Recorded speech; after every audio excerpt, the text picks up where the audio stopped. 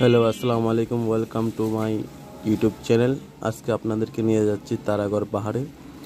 তারাগড় পাহাড়ে কীভাবে উঠব এবং ওখানের ঐতিহ্য এবং ইতিহাস তুলে ধরবো। ততক্ষণ পর্যন্ত আমার সাথে দেখতে থাকুন। আসসালামু আলাইকুম ওয়া রাহমাতুল্লাহি ওয়া বারাকাতুহু। বন্ধুরা, এখন আমরা তারাগড় পাহাড়ের উদ্দেশ্যে গাড়িতে উঠেছি। অল্প কিছুক্ষণের মধ্যে আমরা তারাগড় পাহাড়ে দিকে উপরে উঠবো ইনশাআল্লাহ। ওটার স্বপ্ন আপনাদেরকে দেখাবো কিভাবে গাড়ি দিয়ে তারাগড় পাহাড়ের উপর উঠে এই সুন্দর দৃশ্যগুলো আপনাদের সাথে শেয়ার করব। আশা করি আপনারা ততক্ষণ সাথে থাকবেন। আসসালামু আলাইকুম।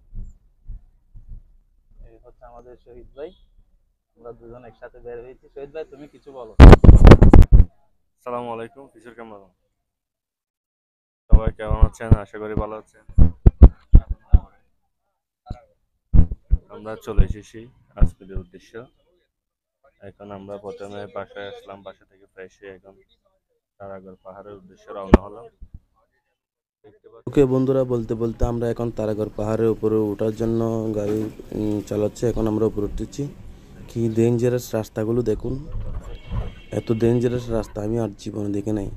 এটা উপরে পেয়ে অনেক হাজার হাজার ফুট উপরে উঠতে হবে।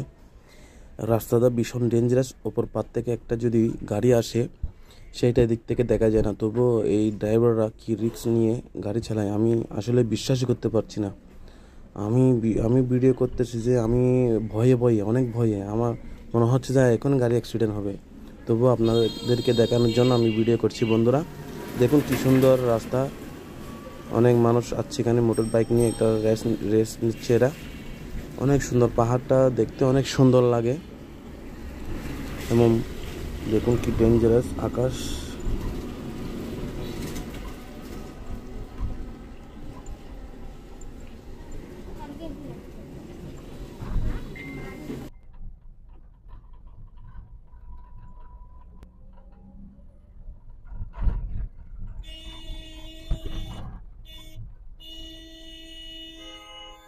দেখতে দেখতে আমরা প্রায় পাহাড়ের উপরের চূড়ায় উঠে গেছি। এখান থেকে হেঁটে মাজারে যেতে হবে। আমরা প্রায় গাড়িতে কেমন নামবো। এবং দেখুন এখানে হাজার হাজার মানুষ প্রতিদিন আসা যাওয়া করে এই তারাগড় পাহাড়ে, শুধু এই মাজারটা দেখার জন্য, এই ইতিহাস ঐতিহ্য বোঝার জন্য এবং এই মাজারের থেকে দোয়া নেওয়ার জন্য সবাই এখানে ছুটে আসে। আমরা এখন মাজারের মেন গেট দিয়ে যাচ্ছি। উপরে উঠতে হবে, এটাই দেখা যাচ্ছে। এটাই হচ্ছে মেন গেট। দেখুন কি সুন্দর করে সাজিয়েছে তখনকার আমলের এই গেটটি। আমি বরাবরই পুরোনো আমলের গেট, পুরোনো আমলের দরগা, পুরোনো আমলের মাজার, বিভিন্ন স্থাপনা, তখনকার আমলের স্থাপনা দেখলে আমি মুগ্ধ হয়ে যাই। কারণ তখনকার আমলের স্থাপনাগুলো এত নিখুঁতভাবে, এত মজবুতভাবে, এত মনোমুগ্ধভাবে তৈরি করে, যা না দেখলেই বিশ্বাস করা যায় না। সেই জন্য আমি বরাবরই তখনকার আমলের, মুঘল আমলের, বাদশাহ সাম্রাজ্য আমলের কোনো কিছু দেখলেই আমি পাগল হয়ে যাই। এখন আমরা মাজার উঠানে ভিতরে প্রবেশ করছি।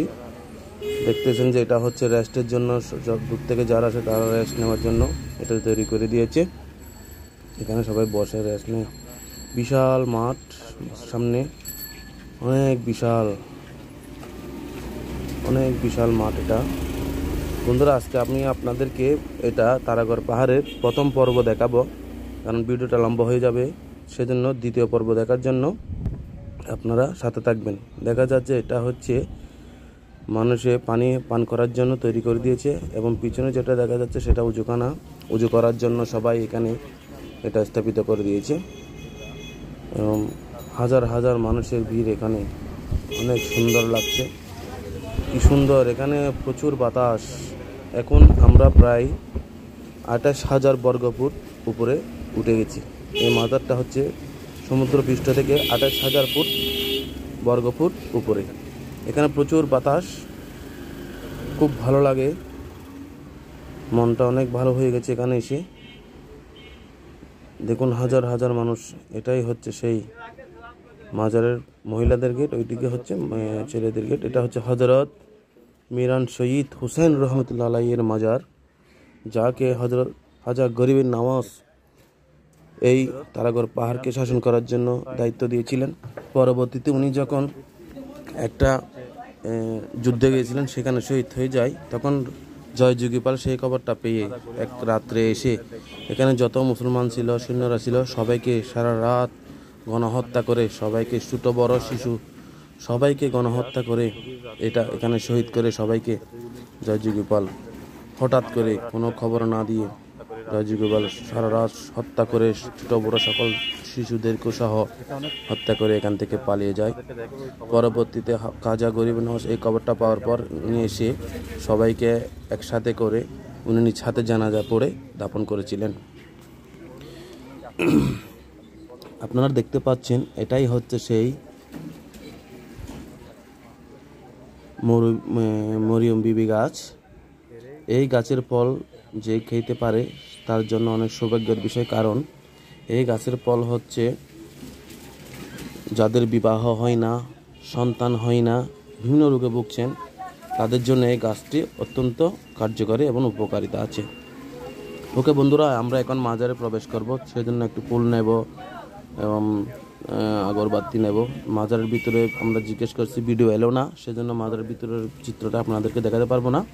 তো এখান থেকে বিদায় নিচ্ছি আমরা। আমাদের পরবর্তী ভিডিও দেখার জন্য আপনারা সাথে থাকবেন এবং ভিডিওটা কেমন